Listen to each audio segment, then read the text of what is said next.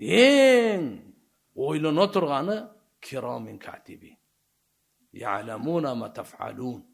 Багымдат менен асырда силерге кезек менен күн сайын келип турат. Адамдын тилинен эмне гана сөз чыкпасын, рокибун атид. Бул жашоону кутурганга берген жок. Эки учурдан башка. Ажатканада төшөк маселесинде.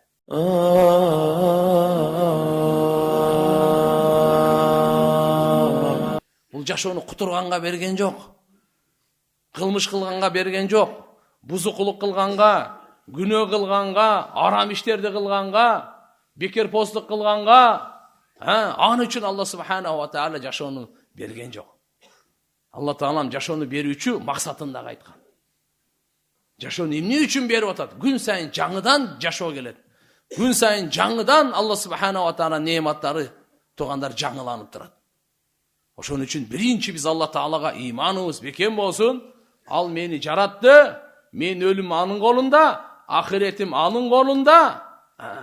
Ибрахим алейхиссалам айткандай, Кур'ан-ы Каримде хикаяттан айтып койгон Алла таала: "Инна солати ва нусуки ва махяя ва мамати лиллахи роббил аламин." Менин жашоом дагы, өлүмүм дагы Аллага таандык. Менин намазым, курбанчылыгым, жашоом, өлүмүм, бүткүл ааламдын роббусы Аллага таандык. Алла үчүн дейт мына. Ошон үчүн алхамдулилlah тугандар, жараткан Алла субханаху ва таала мына баарыбызды көрүп турат, угуп турат, билип турат. Аллаху акбар. Алла таала эми буйрук берди, периштелериме иман келтирип койгон. Алланын периштелери нурдан жаралган. Жараткан Алла субханаху ва тааланын периштелеринин эсеби жок. Бизге Алланын алдында эсеби бар. Сиз биз санын билбейбиз.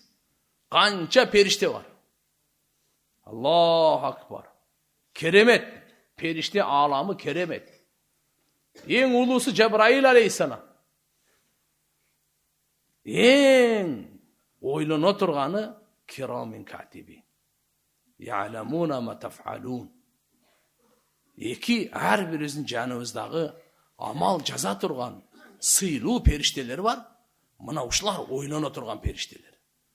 Себеп эртеге бизге пайдабызга же зыяныбызга күбөлүк өтө тургандар ушулар. Көзгө көрүнбөйт.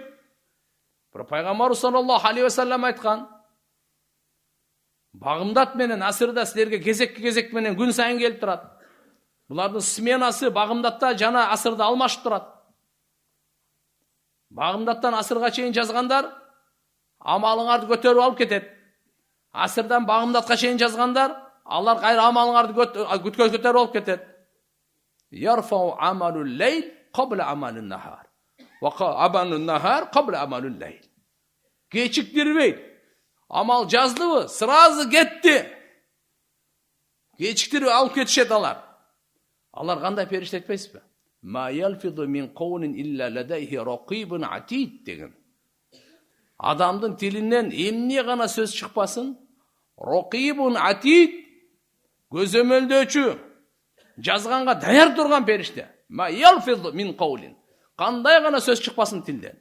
Субханаллах сразу жазылат. Алхамдулилlah сразу жазылат. Аллаху акбар сразу жазылат. Эмне гана сөздү сүйлөсөңүз жазылат. Албетте ошол соопу же күнөөбү? Бейишке жетелей турган сөзбү? Же дозокко жетелей турган сөзбү? Кайсы амал? Амалдын бардыгы жазылат. Адам баласы амалды чыгара турган станок. Бизден дайыма амал чыгып турат. Ошон үчүн пайгамбар саллаллаху алейхи ва саллям жана бардык пайгамбарлар адам баласын жүрөгүнө мээнет кылган. Жүрөк оңолсо адам баласынын денесинен чыккан амалдар оңолот экен. Амал оңолсо абал оңолот экен. Жүрөк бузулса, анда билип коюң, анда денеден чыккан амал бардыгы бузулат. Ач көздүк дагы келет, көрө албастык дагы келет, жаман күмөн дагы келет, арамкорлук дагы келет. Кыскасы айтканда бул адамдан эч жакшылык күтүп болбойт. Ошон үчүн пайгамбарыбыз: "Ала инна фил жасади ла мудга." Кабардар, кабардар. Кулак салып уккула. Денеде бир муштумдай эт бар. Иза салухат салухал жасаду куллу. Ва иза фасадат фасада жасаду куллу. Ала ва хиял qalb. Эгерде ошол оңолсо, дененин амалдары оңолот. Ошол болсо, дененин амалдары бузулат. Кулак салып уккула, ал жүрөк деп койду ошол муштумдай этти. Ошон үчүн агайын мусулман бир туугандар, иман жүрөктө болот. Имандын жайы борбору жүрөктө болот, тилде эмес. Тилде болуп жүрөктө жок болсо аны нифак деп коет. Кудай сактасын. Ошон үчүн иншалла мынакей Алла Таалага биринчи иман келтирип, периштелерине иман келтириле деп Алла өзү буйрук берген. Периштелерге баарына биз иман келтиребиз. Алар күнөө кылбайт, нурдан жаралган, өзгөчө бизди көзөмөлдөп турат, бизди сактап турат, амалыбызды жазып турат, кыямат күнү күбөлүк өтөт, жан чыгарганга периштелер келет, ырыскыбызга периштелер чечилген, сактоого периштелер чечилген, жан алганга периштелер чечилген, кабырга барганда суракка периштелер чечилген. Мункар, накир дейт, ал жакта сурак. Ар периштенин өзүнүн вазифалары бар, өзүнүн аттары бар. Бейишке чечилген периштелер Ризван деп коет, дозокко чечилген периштелерден Малик деп коет. Алла аршты көтөргөн периштелер бар.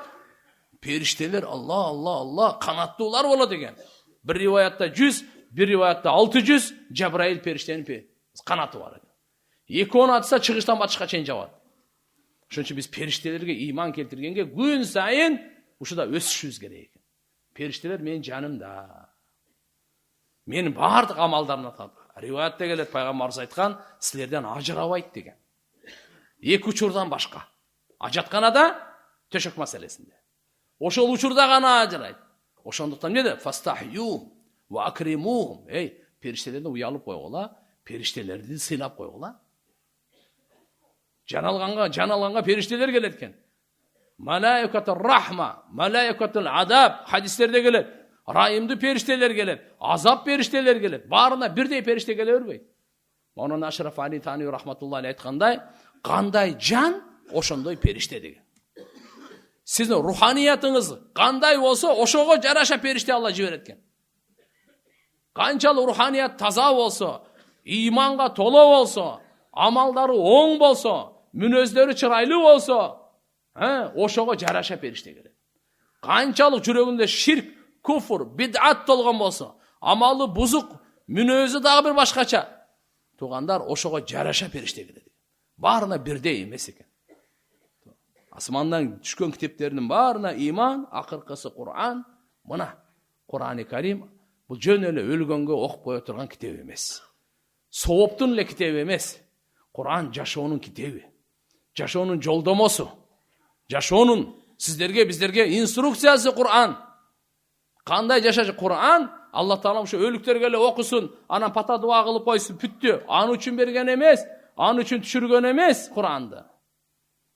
Kur'an'da Allah Subhanahu wa Ta'ala ve temmet kalimatu rabbika sidqa ve adla sen Rabbinin sözü bardığı çınçıldık çağınan, adilettülük çağınan toluk bütken. Bardık okuyaları çın Kur'an'dağı. Bir daha okuyasında şek gümen yok. Bardık kavarları çın. Bizge çeyin kanday ümmetler olgan. Bu dünyadan ötkönümüzden keyin bizde hem ne kütüp atat, ahirette hem ne degen avalları var. Bardık Kur'an ayıp bergen için. Kur'an'ın bardık hükümleri adiletli. Allah Teala Kur'an'da kança hüküm berse bardık adiletli. Kılganга bergen, taştaganга, tıyılganга. Eko teң Allah Teala'nınki hüküm adiletli. Şunun için Allah Teala Peygamberimiz Muhammed Aleyhisselam'dı Kur'an'da bayandooçu kılıp jiberip atat. Ve enzelna ileyke zikra litubayyina linnas ma nuzzila ileyhim. Ey Muhammed biz sana Kur'an'da çürüp atabız. Ne üçün? Kur'an çürgönümüzdün maksatı sen adamlarga açık aykın bayandap ber.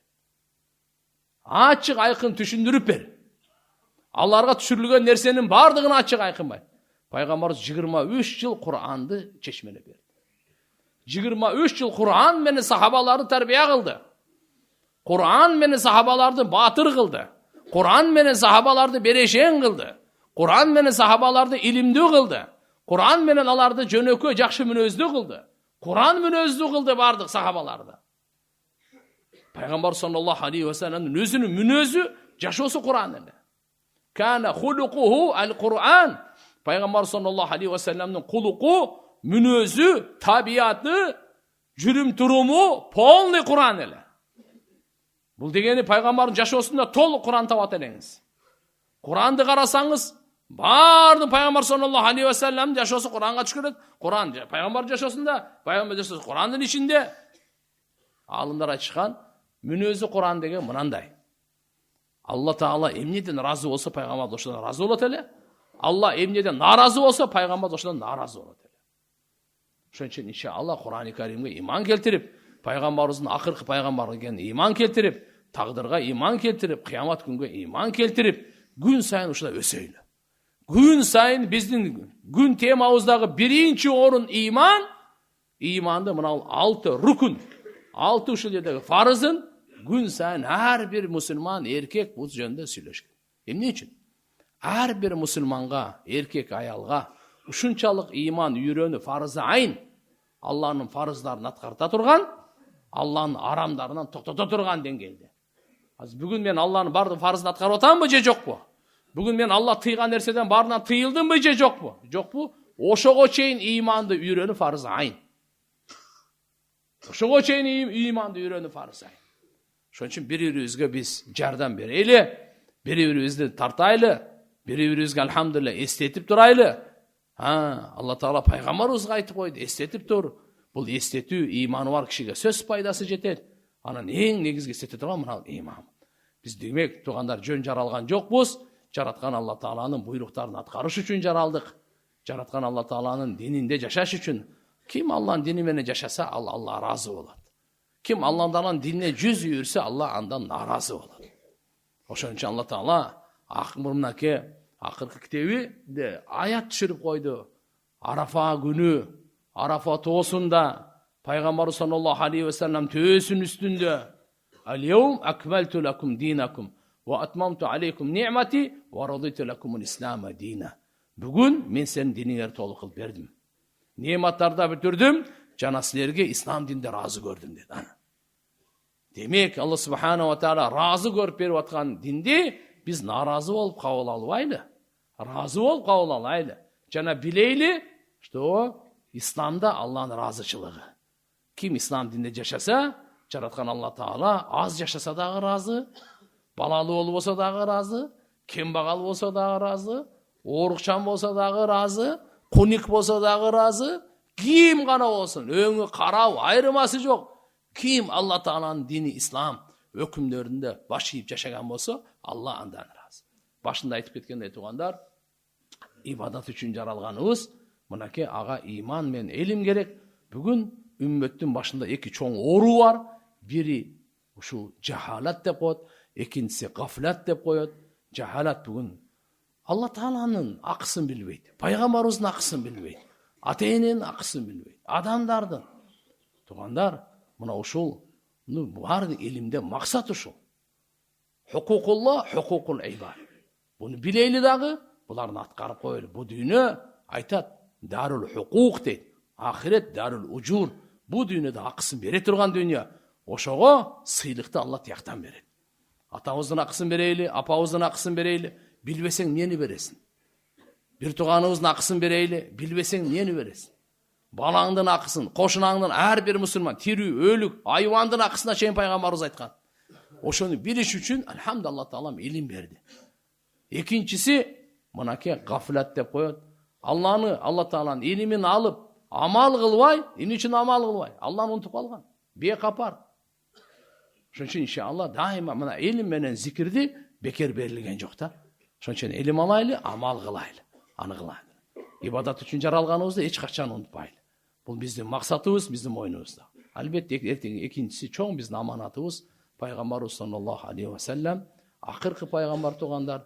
Ошон үчүн биздин мойнубузда бүткүл адамзатты ибадатка чакыруу милдети турат да. Ар бир адамды биз алхамдулилла ибадатка чакырайлы. Ар бир адамды Алла Тааланы тааныштырайлы. Алхамдулилlah Таала мынакей элибизге даават берди. Ошо менен биргеликте алхамдулилlah алты сабат баарыңыздарга алхамдулилlah белгилүү илим алганга азыр келдиңиздер. Алла Таалам илимиңиздерди мубарак кылсын.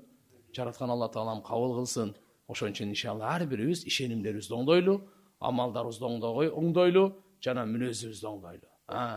Мүнөздү оңдоо баардыгы мынакей пайгамбарыбыз саллаллаху алейхи ва салламдын дини бүткүл ааламга пайгамбарыбыздын мүнөзү менен таркаган. Пайгамбарыбыз саллаллаху алейхи ва салламдын кечиримдүүлүгү, сабырдуулугу, кайраттуулугу, адамга болгон боорукерлиги, ошондон алхамдулилла пайгамбарыбыз мүнөзү менен мүнөздөлгөнгө биз аракет кылайлы. Баарыбыз алхамдулилля майдан жолундабыз. Мен дагы, сиз дагы, ким канча мээнет кылса, ахирети үчүн ошого жараша табар. Ниеттерибизди дайыма жаңылап, дайыма оңдоп, дайыма түздөп турайлы. Амалдарыбызды мүмкүн болсун жашообузга эмне үчүн илим алып атабыз? Жашообузду сүннөт менен толтурайлы.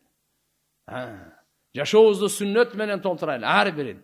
Жана алхамдулилля дайыма өзүбүздү көзөмөлдөп, өзүбүздү эсеп китеп кылып, мен канча Аллага жага турган амал кылдым. Канча Аллага жакпаган амал кылдым. Ошон үчүн иншалла истигфардан баштайлы күнүбүздү, истигфардан бүтүрөйлү түнүбүздү. Риваяттарда келет, ким истигфар менен күнүн баштаса, истигфар менен түнүн бүтүрсө, Алла Таала айтат экен периштелерге, ортосундагы бардын кечирип койду экен. Өчүрүп кой бардыгын. Ошон үчүн иншалла бактылуу инсан деп пайгамбарыбыз айткан, кимдин амал дептеринде көп истигфар чыкса. Ошон үчүн келиңиздер туугандар, биригип баарыбыз бүткүл үммөткө дуа кылайлы.